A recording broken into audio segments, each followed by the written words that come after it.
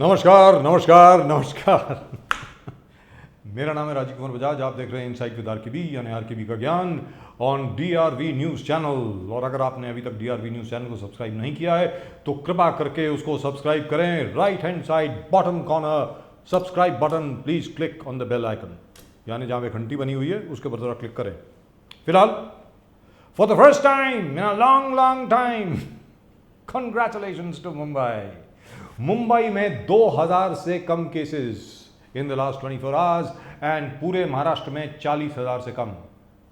Congratulations, Mr. Uddhav Thackeray. Congratulations, Mr. Iqbal Singh Chahal. Congratulations, Mr. Hemant Nagrale. Congratulations, Mr. Sanjay Pandey.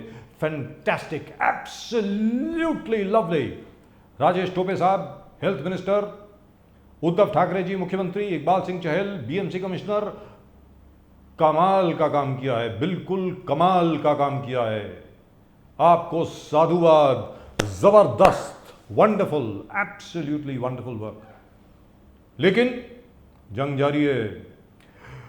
ये जंग अभी खत्म नहीं हुई है। अगर आप लोगों को ऐसा लग रहा है कि जंग खत्म हो गई, खत्म नहीं हुई है, क्योंकि ये कोविड है। याद रख लीजिए, जैसे ही हमको लगता है कि ये कोविड का खतरा टल गया है, एक नया स्ट्रेन आगे आ जाता है, नई शेप में वो आगे आ जाता है। उसके वो जो कांटे से निकल रहे हैं ना बाहर, सींग जो निकल रहे हैं कोविड के, वो कहीं और निकल आते हैं। लोग आज की तारीख में क्या बात कर रहे हैं? यूके स्ट्रेन, कोविड का यूके स्ट्रेन यानी विलायत वाला strain, south Africa strain, India strain, Brazil वाला स्ट्रेन। अजीबोगरीब बात यह है कि जहां से यह शुरू हुआ, जहां से यह उत्पन्न हुआ, जिन लोगों ने इसको बनाया और पूरी दुनिया को तहस नहस करने के लिए इसको रिलीज किया, यानी चाइना, उसकी कोई बात ही नहीं कर रहा है। This is the Chinese virus, for God sake. ये चाइना की बनाई हुई आर्टिफिशियल सिंथेटिक वायरस है, लेबोरेटरी में बनाई गई बतौर हथियार के तौर पर। यह हथियार है। This is a biological weapon and it keeps changing shape. और ये मैं नहीं बोल रहा हूं, ये चाइनीज साइंटिस्ट बोल रहे हैं। चाइनीज साइंटिस्ट ने कहा है कि this damn thing keeps changing shape because that's what it is designed to do. और ये अगले 10 साल तक पूरी दुनिया में इसी तरह कहर मचाती रहेगी। सिर्फ एक जगह है जहां पर इसका कोई फर्क पड़ने वाला नहीं है। वो कौन सी जगह है? वो चीन है, चाइना। कभी किसी ने सोचा है क्यों कि चाइना में कोई खास फर्क नहीं पड़ रहा कोरोना वायरस का? सिर्फ और सिर्फ इसलिए क्योंकि कोरोना वायरस वहां से शुरू हुई। कोरोना वायरस को रिलीज करने के पहले चाइनीज ने वैक्सीनेशन बना ली थी, आधी से ज्यादा पॉपुलेशन को वैक्सीनेट कर लिया था। अब तकरीबन सभी का इनॉक्यूलेशन वहां पर हो चुका है, जिसकी वजह से आज की तारीख में पूरी दुनिया में जो हाहाकार मची हुई है, सिर्फ चाइना में कुछ नहीं हो रहा। ब्राजील के जो प्रेसिडेंट हैं वो कहते हैं दिस इज बायोलॉजिकल वॉरफेयर। जो Chinese scientist MD and PhD जो भागी वुहान से, किस डर से कि कहीं चाइनीज अथॉरिटीज उसको जान से ना मार दें, वो कहती है this was made in the laboratory. ये लेबोरेटरी में बनाई हुई चीज थी और इसको रिलीज किया गया। मैं आप लोगों से जानना चाहता हूं, इस विषय के बारे में और ज्यादा डिस्कशन क्यों नहीं हो रहा? हमारा खुद का जो मीडिया है, हिंदुस्तान का जो मीडिया है, जो आज की तारीख में मोदी मोदी मोदी मोदी कर रहा है, मोदी के ऊपर अटैक कर रहा है हर चीज में, वो चाइनीज वायरस के बारे में क्यों बात नहीं कर रहा है?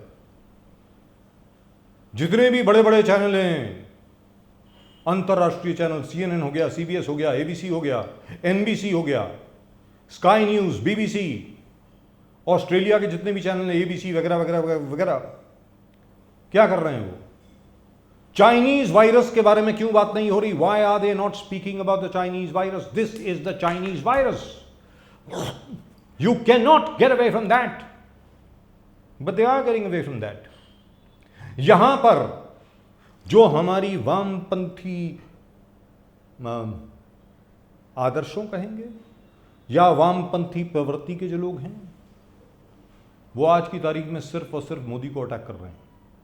मैं मानता हूं, जहां तक नरेंद्र मोदी का प्रश्न है, सेंट्रल विस्टा पर आज की तारीख में जिस प्रकार मोदी जी ये चाह रहे हैं कि नया पार्लियामेंट बने, नया सब कुछ बने, वगैरह वगैरह वगैरह, आज की तारीख में उसकी कोई जरूरत नहीं है। कृपा करके उसको बंद कर दीजिए। उसकी कंस्ट्रक्शन अगर आज बंद हो जाती है, the last criticism against Modi will disappear. लेकिन let's set that aside for the moment. जरा ध्यान से सुने, हाल ही में 1.5 साल पहले साउथ चाइना सी में अमेरिका के 2 एयरक्राफ्ट कैरियर, उनका एक्सीडेंट हो गया। जी हाँ, the USS Ronald Reagan and the USS Abraham Lincoln. एक को वियतनाम में जाकर के डॉक करना पड़ा और एक को जाकर के टोक्यो जाना पड़ा। क्यों? क्योंकि चाइनीज ने 100-150 के करीब बोट्स वहां पर भेजी and they saw to it that 2 of the American aircraft carriers got crippled. South China Sea में और बाकी इंडियन ओशन में जिस प्रकार आज की तारीख में चाइनीज की दादागिरी या गुंडागर्दी चल रही है, जिस प्रकार कोविड को लेकर के चाइनीज की दादागिरी और गुंडागर्दी चल रही है, उसके खिलाफ आज की तारीख में कोई आवाज क्यों नहीं उठा रहा है? The reason is very simple. China today has become easily the biggest power house in the world. जितने भी बड़े बड़े चैनल हैं, जितने भी बड़े बड़े चैनल हैं आज की तारीख में, सब चाइना के अधीन हैं। याद रखें, रुपर्ट मर्डॉक ने भी जब अपनी तीसरी बीवी से तलाक लिया था, उनकी भी शादी एक चाइनीज लड़की से हुई थी। बिल और मेलिंडा गेट्स, उनका भी डिवोर्स चल रहा है अभी, वहां पर भी एक चाइनीज कन्या इन्वॉल्व है। इसलिए शायद मार्क जकरबर्ग ने शायद ये तय कर लिया कि आखिर में कोई चाइनीज लड़की तो आनी है, तो पहले से ही चाइनीज लड़की के साथ शादी कर ली जाए। ध्यान से सुनिए, लद्दाख में हिंदुस्तान की फौज खड़ी हो जाती है चाइनीज फौज के खिलाफ। मार मार के चाइनीज फौजियों का दुम्बा बना देती है। वो अपने टैंक ले आते हैं, हम अपने टैंक ले आते हैं। पैंगोंग सो लेक के आसपास, याद है 3 इडियट्स में पैंगोंग लेक है, आखिरी सीन में 3 इडियट्स के आमिर खान साहब वो उड़ा रहे हैं हवाई जहाज वगैरह वगैरह। उसके आसपास जो हाइट्स हैं, वहां पर 6 से ज़्यादा पे हिंदुस्तानियों का कब्जा हो जाता है। हम वहां से टस से मस नहीं होते। उसके बाद क्या होता है, पूरे हिंदुस्तान में कोविड फैल जाता है। सिर्फ कोविड ही नहीं फैलता, एक एंटी मोदी वेव भी फैल जाती है। जहां तक बाकी हिंदुस्तान का सवाल है, हम सब लोग, मैं सिर्फ भारतीय जनता पार्टी की बात नहीं कर रहा, हम सब लोग, भारतीय जनता पार्टी हो, शिवसेना हो, कांग्रेस हो, एनसीपी हो, डीएमके हो, सीपीआईएम हो, टीएमसी हो, सब लोग मिलकर के, जो भी देशभक्त हैं, सब लोग मिलकर के आज की तारीख में किससे लड़ रहे हैं? कोरोना से। कोरोना से लड़ रहे हैं, कोरोना वायरस से लड़ रहे हैं। और ये बाकी सब लोग जो हैं, हमारे इतने बढ़िया जो पत्रकार मित्र हैं, जो अपने आप को ऐसे प्रोजेक्ट करते हैं कि वाह पता नहीं क्या है, को फ्रीडम ऑफ द प्रेस के हम लोग चैंपियन हैं। अरे तुम्हें मालूम है फ्रीडम ऑफ द प्रेस होती क्या है? हम लोग कोरोना वायरस से लड़ रहे हैं, ये लोग मोदी से लड़ रहे हैं। कोरोना इनके लिए बहुत बड़ा दुश्मन नहीं है, मोदी है। ये बात नहीं बताएंगे कि महाराष्ट्र और मुंबई ने किस प्रकार सफलता से कोरोना वायरस के ऊपर नियंत्रण पा लिया है, किस प्रकार दिल्ली की भी स्थिति अब सुधर रही है, किस तरीके से तमिलनाडु में, केरल में, कर्नाटक में, तेलंगाना में, आंध्र प्रदेश में, हर जगह पर धीरे धीरे हिंदुस्तान कोविड के ऊपर नियंत्रण पा रहा है।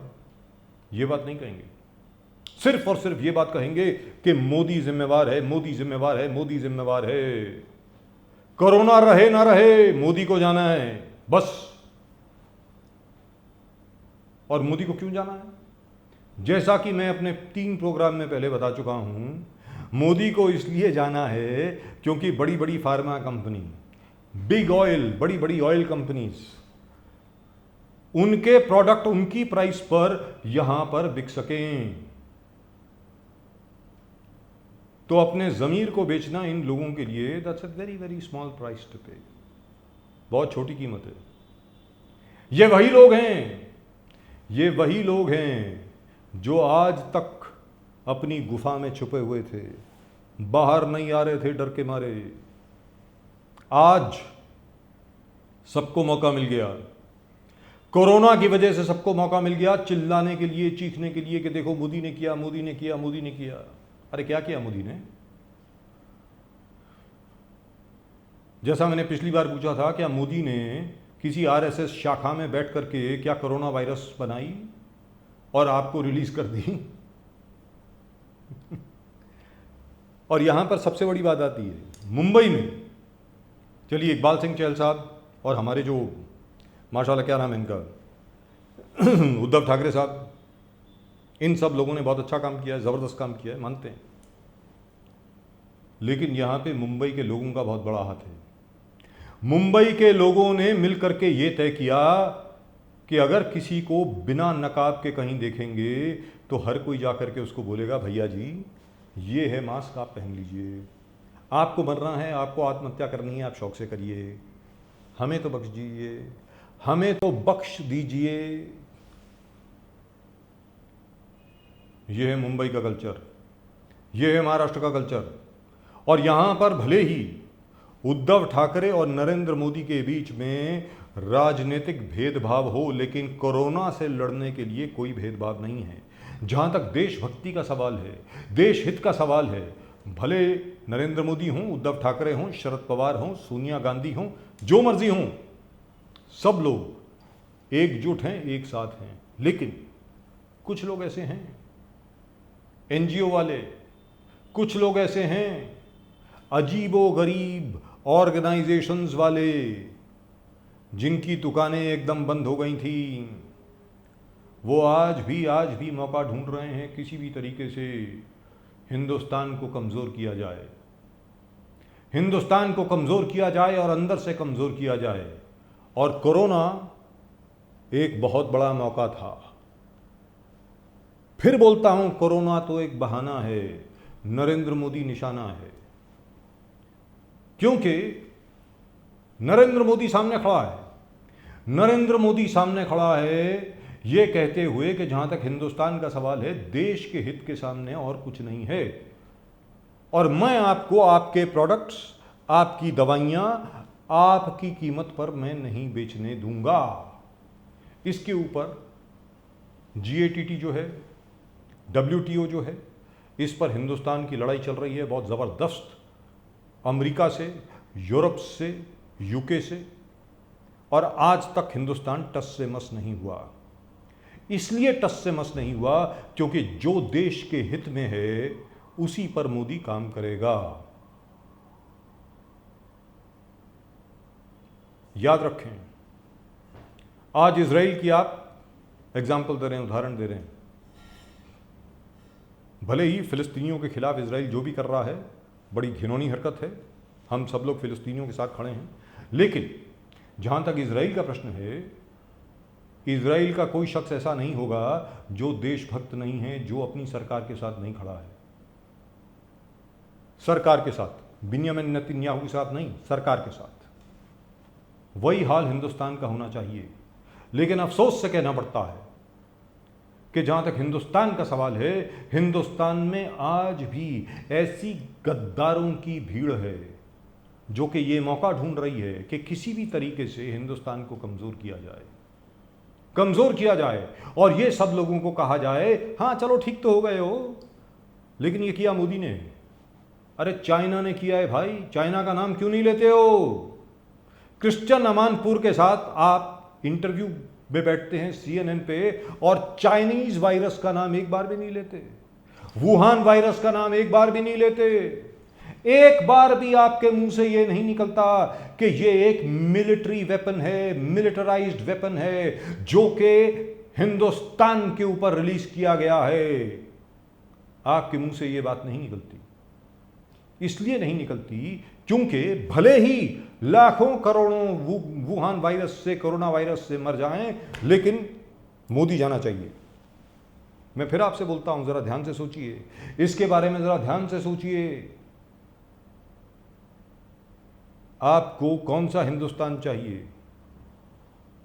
राजा जयचंद वाला हिंदुस्तान, मीर जाफर वाला हिंदुस्तान, वो हिंदुस्तान जो कौड़ियों के भाव पे बिक जाता था किसी भी कॉन्करर के सामने?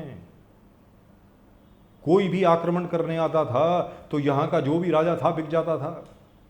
वो वाला हिंदुस्तान चाहिए या आज का हिंदुस्तान चाहिए? वो हिंदुस्तान जो सामने खड़ा है, जो ना झुकेगा ना बिकेगा, जंग लड़ेगा और जीतेगा। याद रखें, ये हिंदुस्तान हारने वाला नहीं है और सबका हिसाब रखा जाएगा, सब कुछ याद रखा जाएगा, एक एक चीज याद रखी जाएगी। आप लोगों ने जिस तरीके से चाइना की मदद की है वो भी याद रखा जाएगा। आज के आरकेबी के ज्ञान में सिर्फ इतना ही, इनसाइट विद आरकेबी में आज सिर्फ इतना ही। You're watching DRV News. Keep watching DRV News. We'll of course be back with you tomorrow. तब तक के लिए नमस्कार, नमस्कार, जय भवानी।